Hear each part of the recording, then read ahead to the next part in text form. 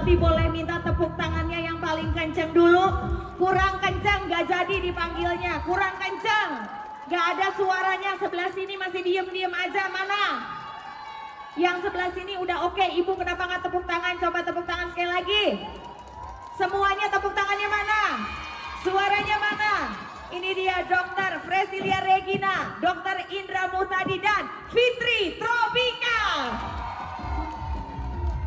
Selamat sore. Selamat sore Dr. Fresi. Sebelah mana? Boleh di sebelah sini. Oke. Selamat sore semuanya. Selamat sore. Ayo semuanya siap Zumba. Siap gerakannya. Oke.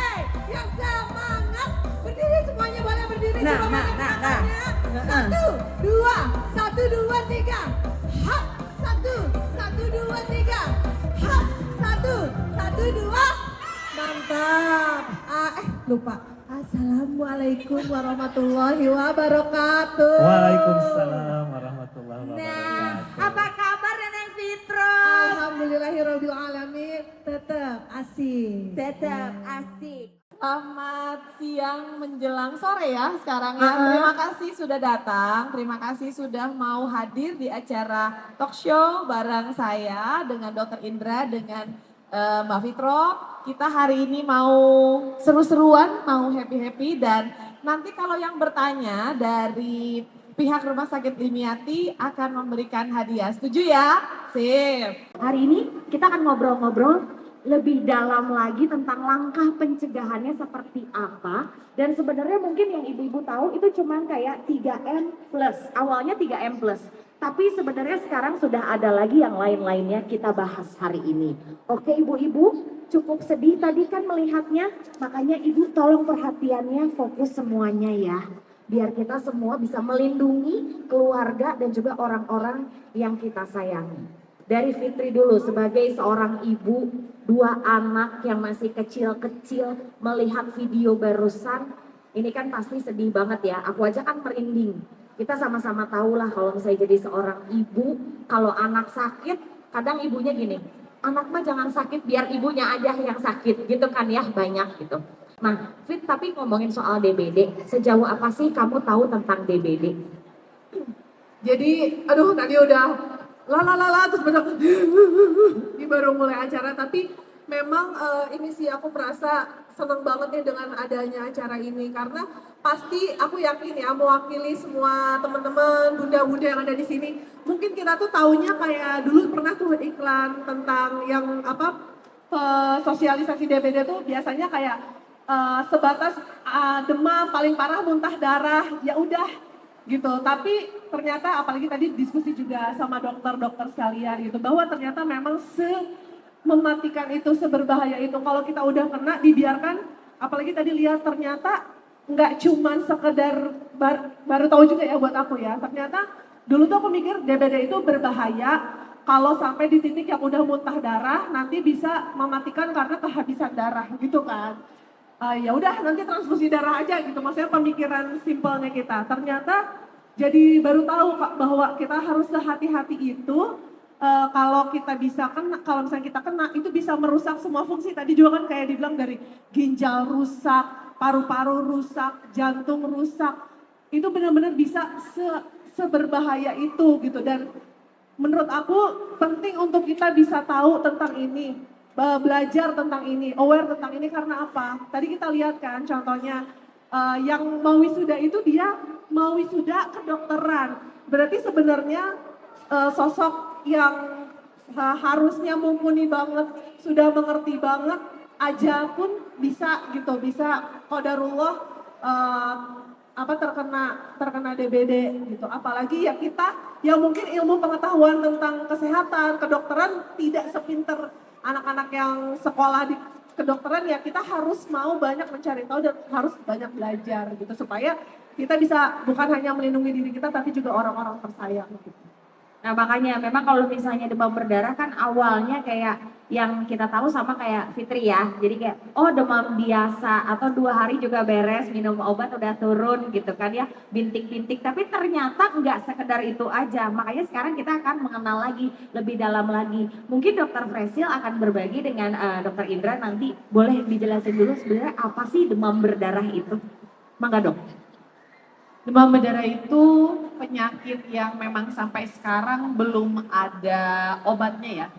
Ya dok ya, betul ya dokter Indra ya. Jadi Belum sampai ada saat obatnya. ini belum ada obatnya. Yang bisa kita lakukan adalah mencegah supaya tidak tergigit nyamuk gitu. Selain itu, kalaupun iya tergigit nyamuk, kita harus mengenali tanda-tanda awal supaya kita bisa cepat bawa ke dokter untuk minta pertolongan untuk cairan ya dok ya diberikan infus. Nah jangan sampai nanti udah seperti tadi dalam keadaan yang sudah parah baru dibawa ke rumah sakit itu angka kematiannya lebih tinggi. Oleh sebab itu makanya kita kalau bisa ya mencegah untuk ya jangan sampai sakit gitu karena kalau sampai sakit ya tetap ada resiko untuk menjadi parah. Dokter Indra mungkin mau menambahkan? Jadi justru yang paling rentan waktu untuk digigit nyamuk itu tuh yang ada di belakang itu adalah di pagi hari lagi anak di sekolah ya. Terus pulang sore hari mungkin lagi ngaji di masjid gitu. Atau lagi tidur siang di rumah. Jadi justru waktu-waktu yang dikira tidak ada nyamuk padahal pas ada satu nyamuk itu Aedes aegypti jadilah kena demam berdarah. Nah itu mungkin tambahan dari saya. Oke, kalau tadi kan anak-anak mungkin jam-jamnya tidur siang. Berarti kan kalau yang orang-orang dewasa ini juga akan terkena di jam-jam tersebut. Mungkin juga yang di kantor-kantor Iya, gitu betul. ya. Iya. Makanya pentingnya juga untuk yang dewasa ini jangan karena nggak ada di kantor mah nggak ada belum tentu ya dok ya. Iya. Iya, jadi kita kadang-kadang ngebersihin yang di rumah doang, yang 3M plus tadi ya. Kita lakukannya rutin dari RT RW di rumah. Padahal yang di kantor harus juga sama melakukan 3M plus.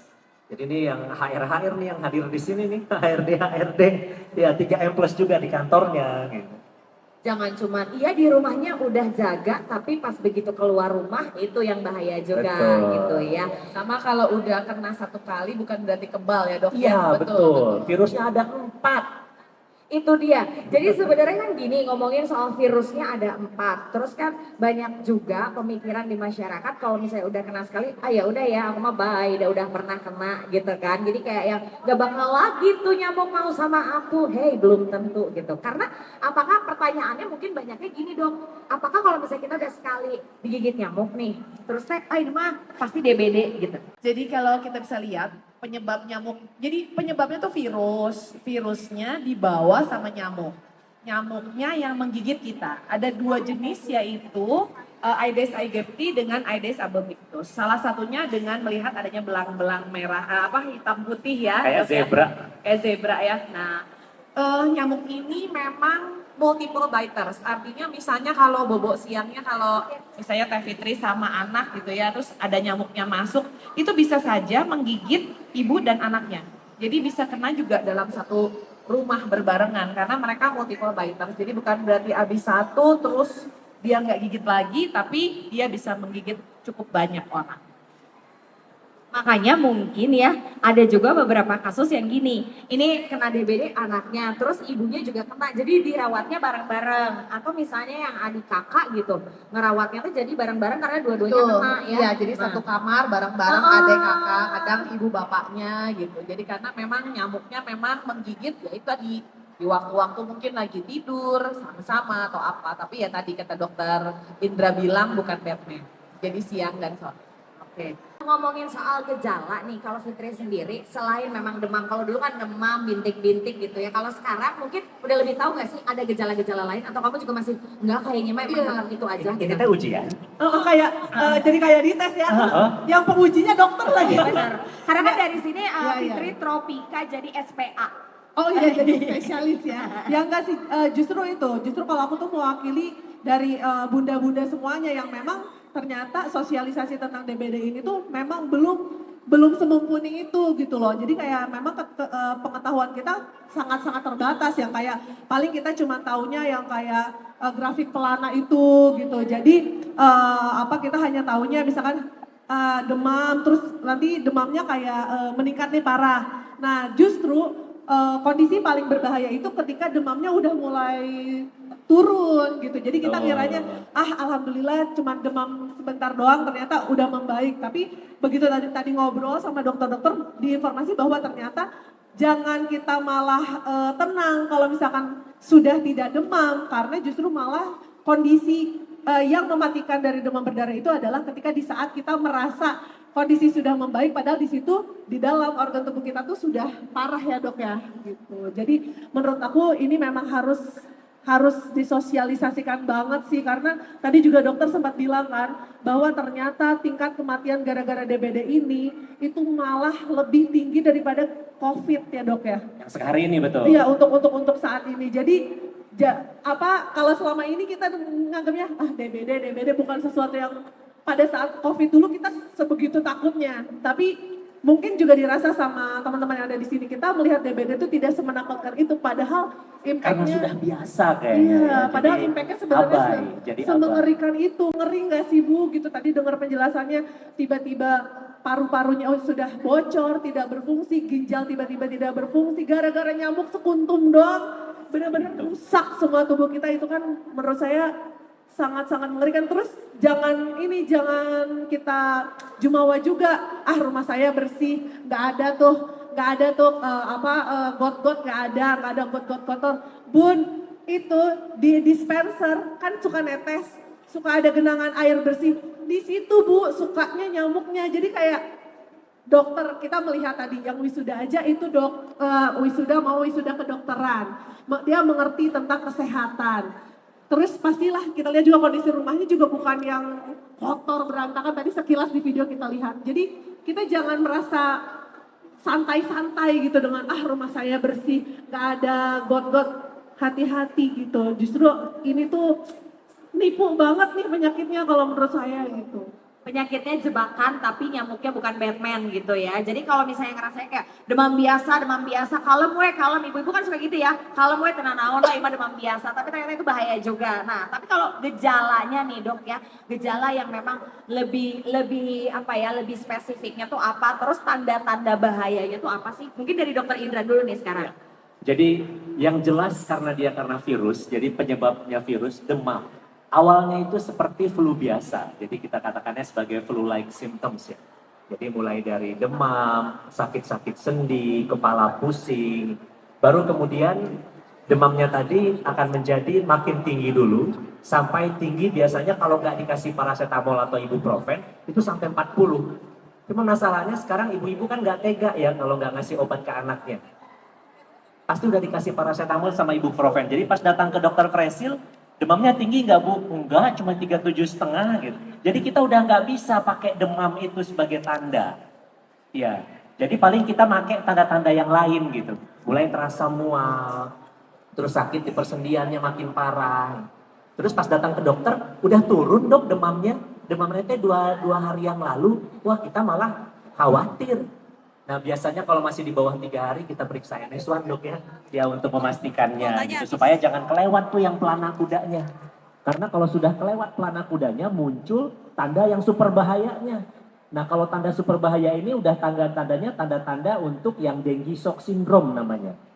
Jadi di situ sudah nggak mau makan, nggak maunya itu nggak bisa dipaksa ya, emang nggak bisa masuk, udah perut mual, muntahnya itu udah cairan aja yang keluar. Udah nggak ada isi, kuning hijau warnanya.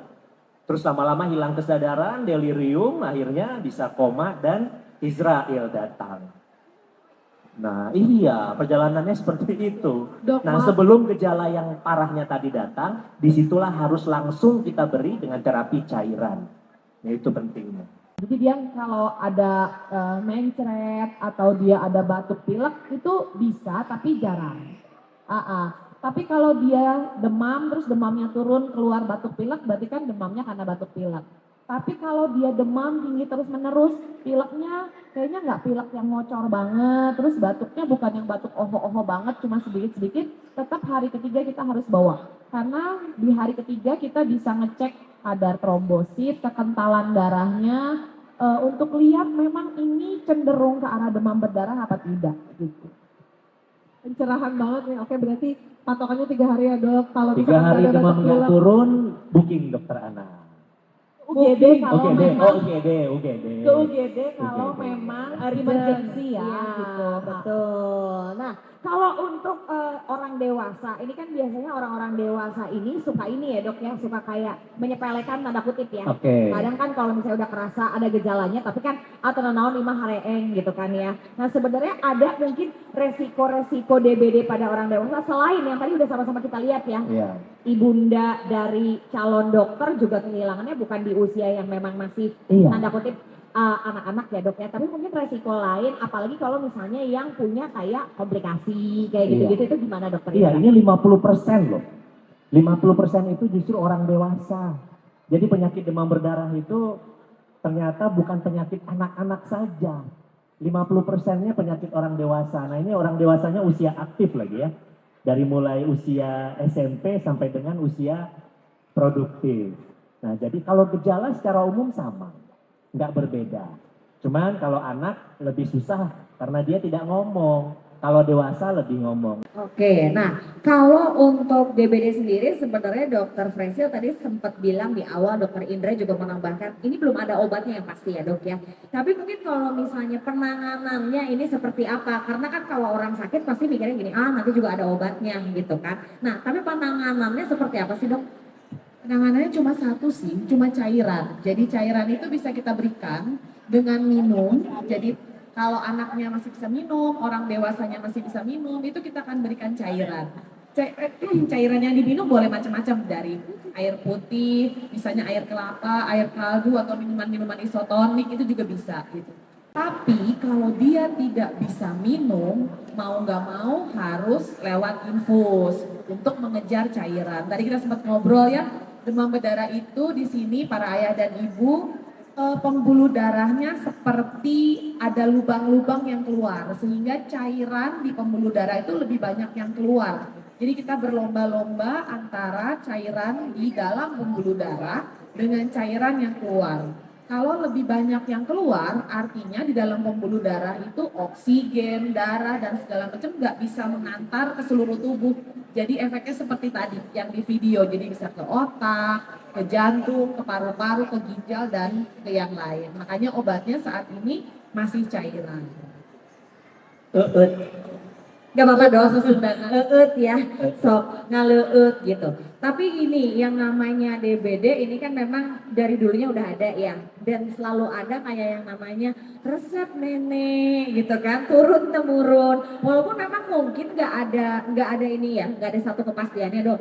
Tapi bener nggak sih kalau kayak jus jambu kayak gini itu boleh nggak sih? Karena pernah dengar nggak kalau DBD mah jus jambu cina gitu.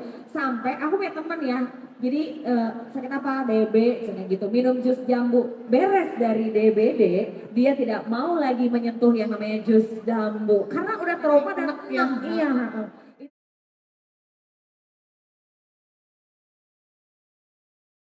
Jus jambu itu hanya membantu tapi bukan obatnya. Jadi memang ada beberapa penelitian seperti ada beberapa ekstrak daun jambu, kemudian ada juga yang lain-lain, tapi itu hanya membantu, bukan berarti kalau dari awal dia minum itu kemudian trombositnya tidak turun, jadi tidak parah, tidak juga gitu. Jadi itu masih membantu tapi bukan obat utama. Dok, tapi sebenarnya kan untuk mencegah atau pencegahan DBD sendiri ini kan udah menjalankan 3M plus gitu. Itu emang cukup atau memang enggak, emang harus ada lagi tambahannya? Gimana dok?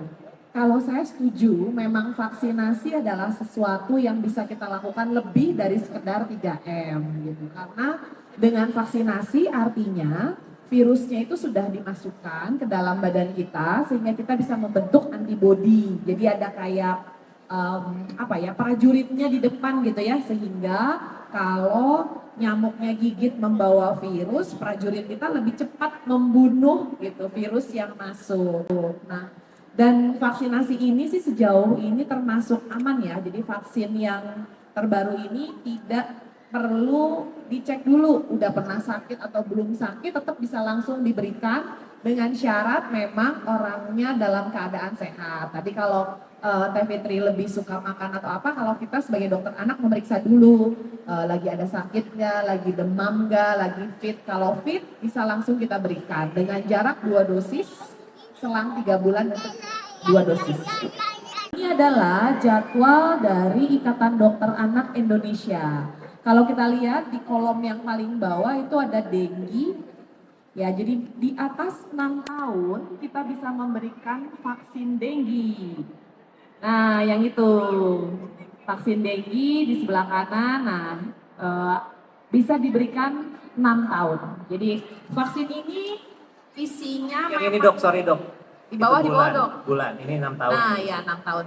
Jadi mulai 6 tahun bisa kita berikan vaksin demam berdarah, efektivitasnya baik, buat anak-anak juga sudah aman dan dijamin oleh BPOM, dan dari Ikatan Dokter Anak Indonesia juga sudah memasukkannya ke dalam jadwal imunisasi yang ada di Indonesia, sehingga kita mengharapkan anak-anak Indonesia kalaupun sudah divaksin bukan berarti jadi kebal ya, tapi dia ringan gejalanya dan tidak perlu dirawat di rumah sakit. Jadi bisa menghemat biaya perawatan rumah sakit, mencegah demam berdarah yang berat, tadi yang bisa ke otak, ke jantung, ke ginjal dan segala macam.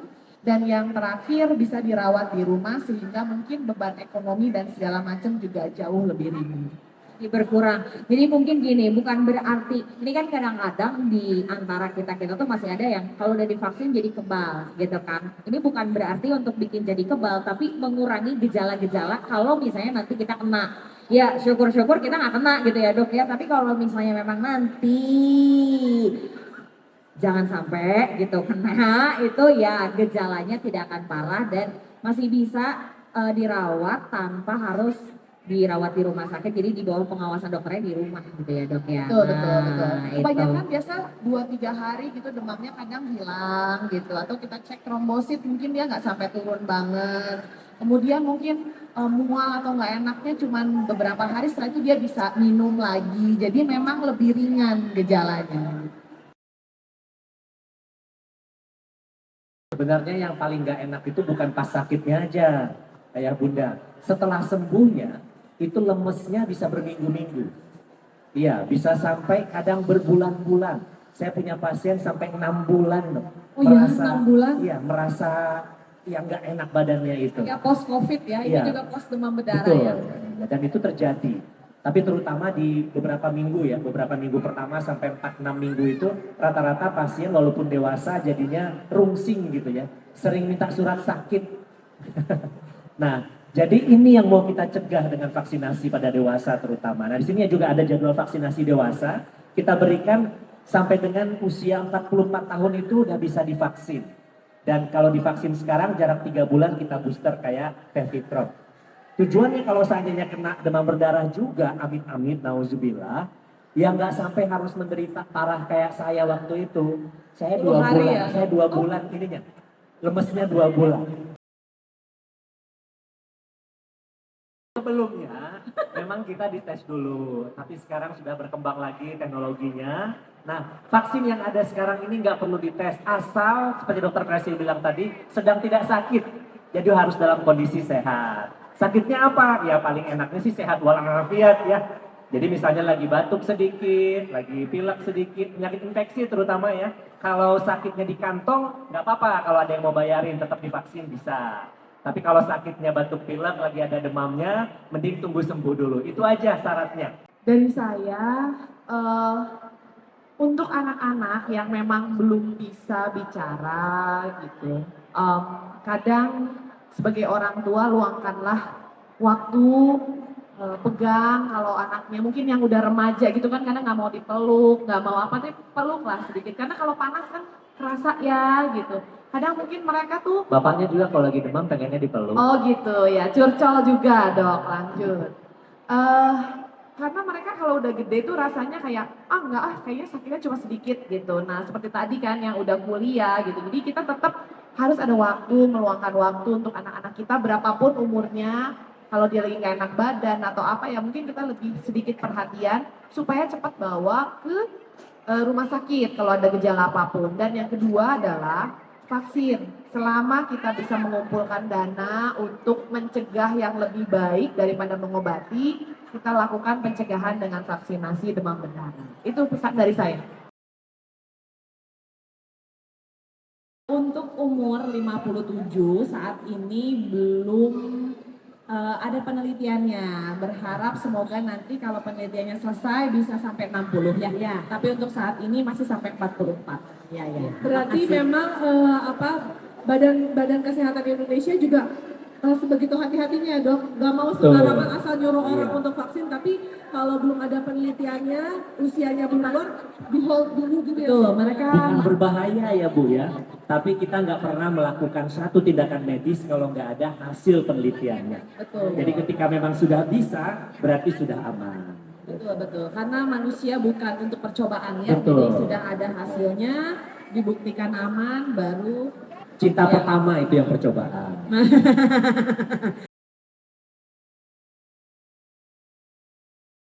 Jadi prinsip vaksinasi itu lebih boleh, kurang jangan Bu. Gitu. Jadi kalau misalnya ibu lupa, misalnya bukunya ada di mana, ya kan kalau kita kan kayak pindah rumah atau ada yang banjir atau yang apa, kadang bukunya hilang gitu Bu. Nah kalau lupa kita bisa nanya ke klinik atau rumah sakit tempat kita vaksin. Kalaupun memang kita nggak yakin, lebih baik diimunisasi kejang atau diberikan Bu. Gitu. Jadi untuk demam berdarah sendiri bisa mulai 6 tahun ke atas. Jadi begitu dia ulang tahun umur 6 bisa kita berikan vaksin demam berdarah. Meskipun lupa ya dok ya, apa imunisasi apa yang Ya. dikasih itu nggak Ya, masalah. kalau misalnya ada lupa, kita bisa mengikuti umur seharusnya bisa kita lakukan imunisasi kejang gitu. Terima kasih dokter. Sama-sama. Terima kasih Ibu. Tadi siapa lagi? Yang membedakan tetap daya tahan tubuh. Jadi makin sehat si seseorang, makin ringan gejala demam berdarahnya. Dan apakah dia punya komorbid apa enggak, memperberat penyakitnya. Gitu. Misalnya dia sudah punya penyakit yang sebelumnya dia derita, yang memang sakitnya sakit yang memang sudah tahunan lah. Pas ketika kena demam berdarah, gejalanya akan lebih berat. Nah, kalau pada orang dewasa kita bisa melihat lebih mudah. Pada anak emang lebih susah. Karena anak yang satu sekolah yang sama, ya, umur yang sama, dari level misalnya lingkungan yang sama, gejalanya pun bisa berbeda. Nah ini terpengaruh sama tumbuh kembang, ya, gizi dan seterusnya. Mangga Dokter Faisal. Iya, jadi ada beberapa penelitian. Salah satunya adalah demam berdarah itu mereka melalui mekanisme badai sitokin. Jadi artinya kalau seseorang yang udah kena, misalnya tadi kan tipe virus yang pertama, kemudian dia bikin antibodi terhadap virus yang tipe pertama. Tiba-tiba dia kegigit sama nyamuk demam berdarah yang virusnya tipe 3 misalnya di dalam badan. Nah, penelitian membuktikan antibodi terhadap virus pertama ini bisa bereaksi hebat terhadap virus yang ketiga. Nah, jadi kita yang namanya Jadi lebay ya. iya, jadi reaksinya berlebih-lebih. Jadi kalau dia pernah dari riwayat infeksi sebelumnya, kemudian yang ini tergigit, bisa saja reaksinya jadi lebih parah. Makanya gigitan yang kedua atau yang ketiga atau yang keempat tuh biasanya lebih parah. Yang kedua adalah hati-hati dengan anak obesitas. Sekarang kan kita mulai ingin supaya anak-anak di Indonesia itu gizi baik ya, tidak lebih. Nah, ada penelitiannya bahwa anak-anak yang obesitas itu kalau digigit reaksinya juga berlebih-lebih. Sehingga mereka lebih rentan untuk jatuh ke demam berdarah yang tipe berat. Karena jujur aja kalau kita sebagai seorang dokter anak tuh kan ngitung semuanya per kilogram berat badan ya. Jadi obat, cairan, semua kan per kilogram berat badan.